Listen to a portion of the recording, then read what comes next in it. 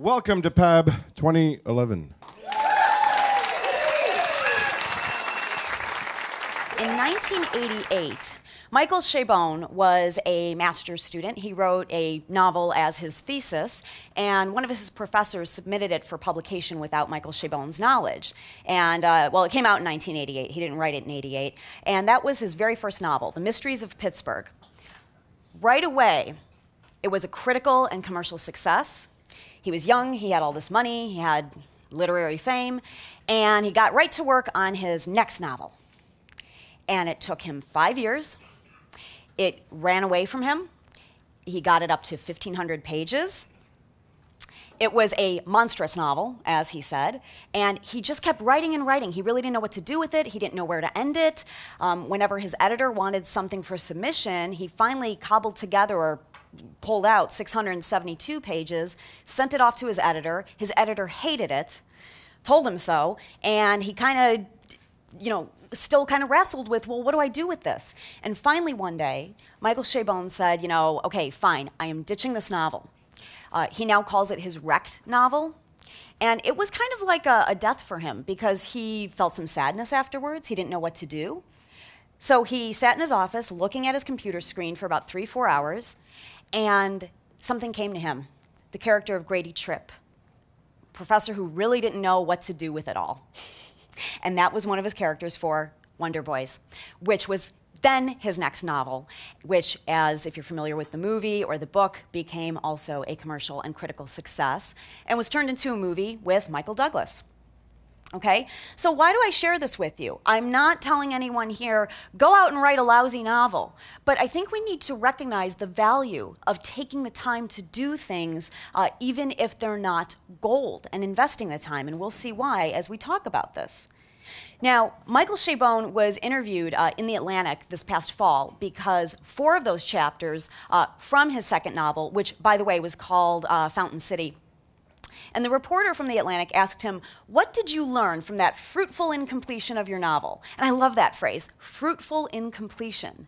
Maybe you didn't finish it, maybe it didn't become anything, but you got something out of it, okay? And Chabon told him, well, it's hard to imagine that Wonder Boys would have even come about if I had not bothered to go through the process of writing Fountain City, which never saw the light of day, except the 4 chapters which were published in McSweeney's this past fall. But people have asked him, well, hey, come on, publish it. He's like, no, it's my wrecked novel. I'm done with it. Okay, first of all, what good is doing something lousy? Well, the first benefit we get out of this is when we take the time to actually write. And I do encourage you to hand write because there's a direct connection between handwriting and the brain. This allows us to get the good and the bad out. Seems too often that we're hung up on producing good stuff, and it's understandable. We want things to be good, we want what we produce to be good, but we need to take the time to get the bad out as well. When we have more to choose from, we can whittle away and get to our gold. Doug Grad, who's a literary agent, says, I don't believe in writer's block, and I so agree with him. If you write every day, even if it's a page of crap, the very act of writing or typing will begin to get your creative juices flowing. So sit your butt down in the chair and start hammering away at those keys. Books don't write themselves. Blogs don't write themselves. Podcasts don't record and upload themselves. Online video doesn't make and produce itself. And it's okay, like I said, to allow yourself to get the crap out because you can always whittle away. Just get over the excuses. There is no excuse. Put yourself in motion. And I love this quote from Doug Grad because, especially being a writer, my background originally was writing. I was a journalism major to start, and I worked at newspapers. But I work with a lot of creative writers, and you hear the excuses a lot. I'm waiting for the muse to strike. Oh, I have to be in the groove. Yeah, I'm just not in the groove today. Well, the groove ain't going to show up. You show up and start making it. And your story deserves to be told crappy so that your final product won't be crap. Let's get it out so we can whittle away and get the gold out. And the other important thing to know is that it's a natural part of the creative process. If lousy product or lousy ideas are going to come out anyway, why not let them happen? We've seen lousy examples everywhere. Lotta's, Hugo's, Leonardo DiCaprio's The Beach, Rebecca Black. So if it's going to happen anyway, why not let it happen? So how do we do this stuff? I'm going to give you some suggestions for how we can get the crap out, get the bad out. Okay, number one is writing a regular old first draft.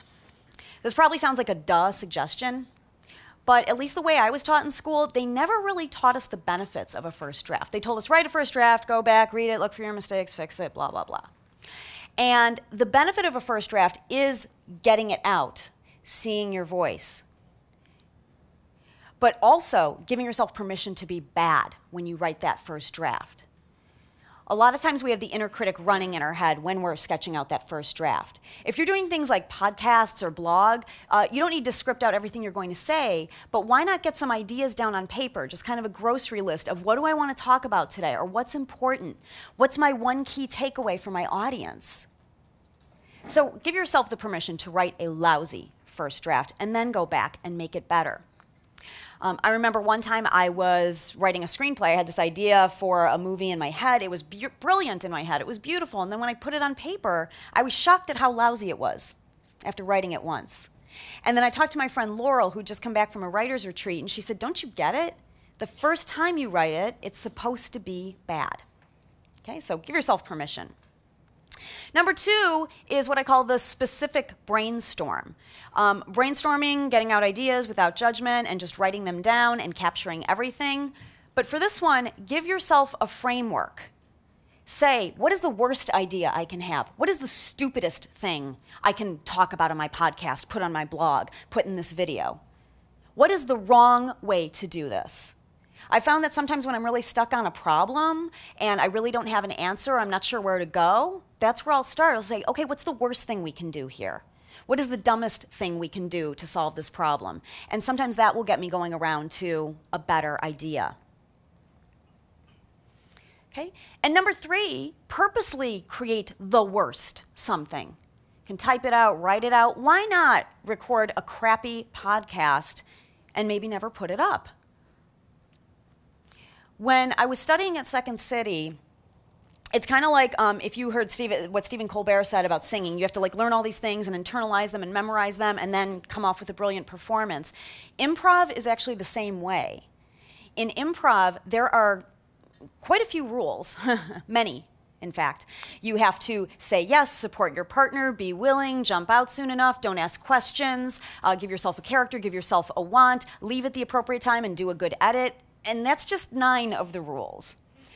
And I live in Chicago, the birthplace of improv. So when I was studying at Second City, there was a lot of pressure and a lot of competition to be a superstar. And I wanted to be a superstar. I wanted to be Tina Fey. So I and everyone else in my class would come into class with all that in our mind. I'm going to be good. I'm going to do great. I'm going to support everyone. I'm going to say yes. I'm not going to ask questions. I'm going to do a good scene. I'm going to say where I'm at. I'm going to ask questions. I'm not going to ask questions. And then I'm going to say their name and support them and leave the scene at the right time. So when you've got all that running through your brain and you're trying to be the best improv actor out there, what do you think happens? Yeah, you choke. Exactly. You suck. And that's what my whole class was doing because we were all trying to be superstars. And we were working with Jack Bronis, our teacher.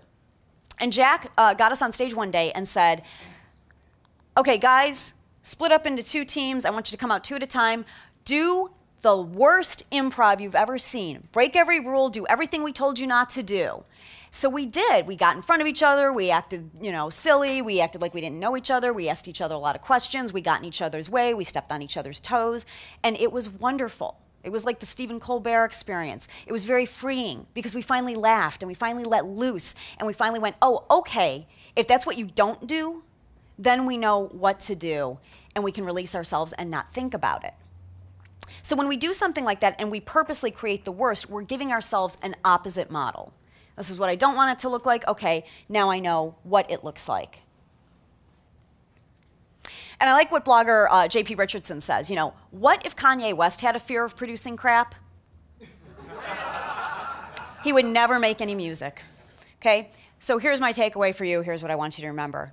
Go do something lousy, have fun with it, and sing stupid. All the articles I mentioned and the link to the Stephen Colbert podcast are on my blog if you'd like to see it. Thank you for your time today. Thank you.